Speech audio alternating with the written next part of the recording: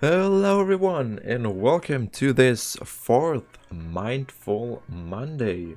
For today we have a game sent in by Gabriel. It is Clam Blitz on Museum D'Alfonsino. An interesting map mode combination, to phrase it as neutral as possible. And we're just diving straight in here and taking a look at what is going on. First off, the comms on both sides. And you know it by now, I have to stop. We see Explo, Clash Blaster, Dualies, and a 96 up against Shot, Zap, RB, and a Roller. Range advantage on Orange's side, but generally the comp isn't looking too good. Clash Blaster is kind of meh, especially in Clam Blitz. Trizuka obviously is a very strong special weapon, but not in Clam Blitz. You have better options to choose here. We see it, the RB for example, if you want to stick to Blaster. But it's soloQ, so we don't have much influence. Good opening here, playing it passively, supporting the mates, and now trapped by the Zap. Maybe dropped a bit too early down there when they had the 2 kills. And rather should have went for the spinner in the middle. The jump is quite risky here. Especially since you don't have stealth jump, it's going to be hard. Going for kills that way is very, very dangerous. Wait, I need this button. If we go back, let's say here. Okay, you see this. Okay, the explosion is quite near. One player backs off onto Plat. It's the RB. And as we see in this scenario, you're vulnerable. If the RB decides to turn on you, you're screwed. He will hit both indirects before you can even hit him once. So this is not the best option to go for the kill on the bottom left.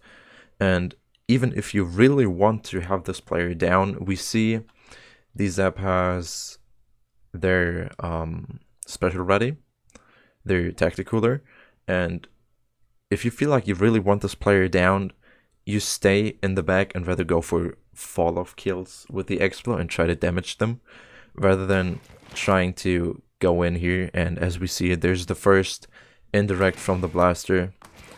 They only needed to drop and hit the second, but I believe in this case it's the Zap just finishing it off. Clash Blaster tried to help, but a bit delayed, and now it's a 2v2 situation while the opponents keep getting kills, and it's just you and the Clash Blaster from respawn that need to defend this. This is a good position here. Staying back, very well done. Good kill, good execution. Beautiful pick onto the roller, now 4v2. And yeah, trying to paint their way and slow them down while they're retreating. And you're trying to pressure Plat here, which works quite well. You have very good control over the mid, and by this you're preparing your push once your teammates are set up. But in this case they die quite early on. Here's same situation, close combat. In this case you had help from your teammates, but still I wouldn't risk it. In soloQ, trusting your mates is if there's a chance you can win a fight without trusting your mates, go take it, because it can turn out quite bad as we know it. Oh yeah, I think this was the last. Was this the last shot from the Trizuka, I believe? You tried to get the kill on the 2 players that were up there. Plus, there was a jump coming in. Did I see that correctly? Yeah. Jump. 2 players up there. And this is the last... No, okay, no. Yeah.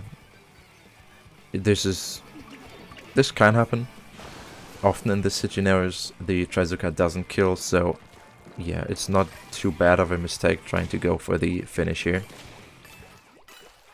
You're still sitting quite healthy. You have some, quite good paint. And you're preparing the plate yet again, looking for pigs, finding one. But now, the V2. And this skin exactly should be the moment where you start pushing up to the plate, but you're quite alone in this. Your teammates are far behind. They're quite defensive, so you're stuck in a position where you try to enable your teammates to do something on a backline weapon, but they aren't quite following up. And with how good Explo paints, I think you can use your rain far more often in order to gain control over the mid. Good 1v1 against the blaster here. You see the player on the left? Nice. Well done. You save your teammate by that. But they die anyways, and against the roller, there's nothing much you could have done. You were trapped down there. 1 kill was everything that was possible for you in this situation. And it's just 1 minute 30 left. And it's really hard to get something going. And I also believe this is a S rank lobby. From the banners that we've seen in the beginning, there was no gold badge in there, and rather silver ones. So a lot of players that aren't too experienced, especially in Clam Blitz, it's quite hard to coordinate. Also with Explo, okay. Yeah, I think the trade was the best thing you could have done there. You were pushed as well. But yeah, coming back. Yeah. Okay, helping on the trade. Your team still trying to somewhat set up, but it's not quite working. Your offensive weapon dualies are down quite often. And it's hard to set up for a Clam Blitz push with Explo. Your kill potential is semi, like you can get kills, but it's not always reliable. You have good paint, but if there's no aggression from the other weapons on your team, you won't get much done. Okay, and now you're stuck in the defense. Overtime is running. You get the wipeout, which is very good. The defense was solid here. Good positioning on the top right, not risking another death too early on. You're going for the jump. Can't quite find it yet. And your team is dying there again. Counter wipeout. And now your team is returning, but they're feeding in. They're too fast when trying to get back in there. And this is the positioning aspect that I've mentioned. This wouldn't have happened if you went to the top right again and defended from there. But I believe with how close they were to your basket already, you wanted to make it fast. And I'm surprised that you're still holding this defense. It looks very panicky. Like there's not much coordination going on in this. But you defend. Blaster 1v1 again, you find them. You help your teammates on this, and now everyone is crowded here. You find another pick. You know that the player's there. You keep looking for him. Very good. I would have used my rain a bit earlier. But you secure the player anyways. Now against the blaster, it's hard in this situation. The trade is okay. You enable your teammates. It's a 3v2. The rest of the team of the opponents has to respawn. But you're really not getting in, okay. What is happening here? Is this the... this is the actual gameplay. The replay. Did this game end with a DC? I'm confused. What is happening? Is there a DC happening? Or did you DC?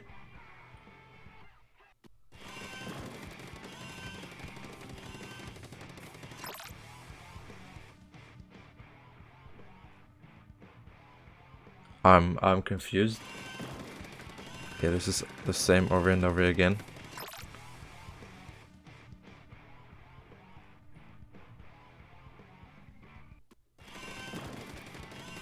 Okay, I'm confused. Wait, I'll let you know. Oh, okay, you retreat.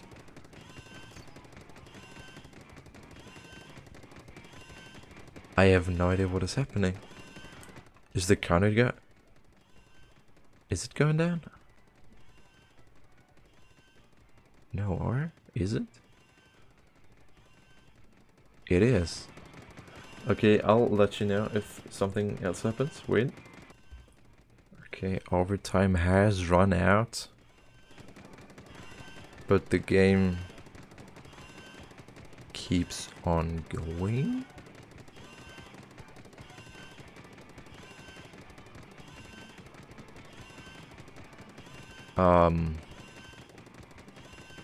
Well, okay, so it appears we'll never know how this game actually ended.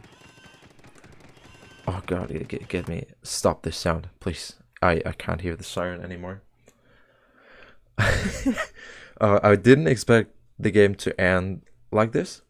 But with still some overtime left and your team being in a better position at this point, I can see you still winning this game. But from what the past 5, more like 6 minutes have shown, it really wasn't that easy. And I think I first want to start off with the exploit itself. If you're an exploit main or one trick, it's hard to switch off of the weapon, and I'd simply say just don't play Clam Blitz and rather stick to the other modes and especially zones.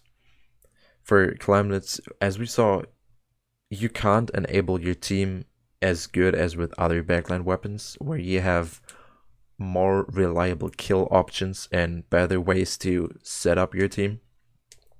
With Explo, if you're left by yourself and you're up against pretty much either of these weapons, they can all win a 1v1 against you quite well, or make it a trade.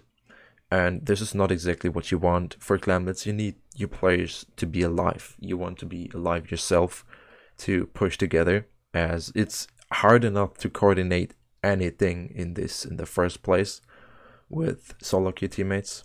And if you're not alive for this process just gets even harder. So yeah, and with this team comp, we saw it was hard to actually play together, people making mistakes, being trapped by themselves, and it's hard to help out each other that way.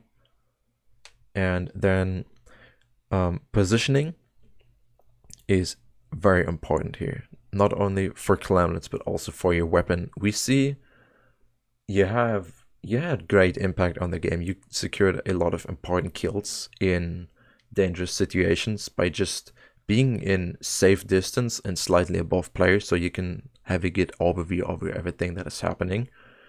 And on the other side, we saw the contradiction when you went in for a kill and were in more of a close combat situation.